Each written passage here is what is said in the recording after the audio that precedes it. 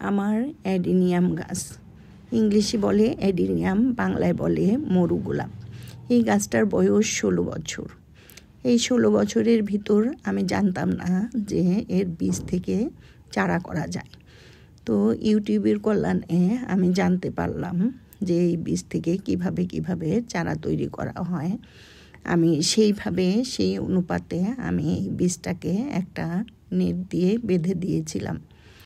এই বীজগুলি শিমুল তুলার মতো, বড় হওয়ার পরে ফেটে বাতাসে উড়ে যায়। এই জন্য একটা নেট দিয়ে এই বীজটাকে বেঁধে দিয়েছিলাম। বেঁধে দেওয়ার পরে দেখেন ফেটে নেটের ভিতরেই এই বীজগুলি ছিল। বীজগুলি এইভাবে সংরক্ষণ করে ছাদ থেকে নিচে নিয়ে আসলাম। এখন এইগুলি কিভাবে আমি চারা করব সেটা আপনাদেরকে শেয়ার করছি। এই যে দেখেন, এই যে তুলোর মতো দুই সাইডে তুলা আর মাঝখানে একটা বীজ। তো তুলোগুলি আমি ফেলে দিয়ে এই যে বীজগুলি এইভাবে একটা করে আমি একটা বাটিতে রাখলাম। এই চারাগুলি মাটিতে হয় না, এই চারাগুলি একদম সাধারণ বালু অথবা মোটা বালিতে এই চারা হয়। তো আমি একদিন আগে এই চারা করার জন্য কিছু বালি নিয়ে এসে ধুয়ে পরিষ্কার করে আধা শুকনা করে একটা ডিশের ভিতর রেখেছি। তো এইভাবেই দেখেন বীজগুলি আমি কিছু রেখে দিলাম আর কিছু বীজ ওই তুলোগুলি ফেলে দিয়ে এই যে বীজগুলি নিয়ে আসলাম। দেখেন এই যে বালিগুলি পুরা শুকায় নাই, আধা শুকনা। এই যে দেখেন এই যে ভেজাই আছে। তো এখন কিছু বালু আমি রেখে দিয়েছি উপর দিয়ে ছিটিয়ে দেওয়ার জন্য, আর বালু ডিশের ভিতর রেখে দিয়েছি। এখন একটা করে বীজ এর ভিতর ছিটিয়ে দেব।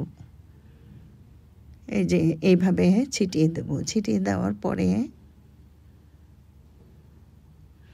আপনারা খেয়াল করবেন বীজগুলি যেন একসাথে জড়ো হয়ে না যায়। আর এইভাবে ছিটিয়ে দেওয়ার পরে যদি দেখেন যে বীজগুলি একটার সাথে একটা গা লেগে গেছে, তখন এগুলি আবার একটা করে আপনি সুন্দরভাবে সমানভাবে ছিটিয়ে দেবেন।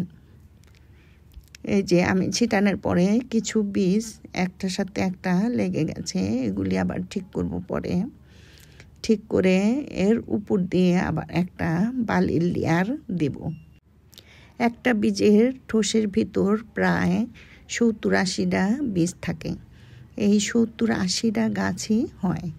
বীজটা যদি পুষ্ট থাকে তাহলে প্রতিটা গাছই হবে ইনশাল্লাহ। মনে হয় সবগুলি গাছই হবে, দেখা যাক। আমি এইভাবে বীজগুলি ছিটিয়ে দিয়ে উপর দিয়ে আবার এই যে বালুগুলি ছিটিয়ে দিচ্ছি। বালি ছিটিয়ে দেওয়ার পরে ডিশ দুটোকে ঠান্ডা জায়গায় রেখে দিব। তারপর প্রতিদিন খেয়াল করতে হবে বালিগুলি একেবারে শুকিয়ে গেছে কিনা। যদি শুকিয়ে যায় তাহলে হালকা পানির স্প্রে দিয়ে আবার একটু ভেজা করে রাখবেন। এইভাবে আমি 10-15 দিন রেখে দিলাম।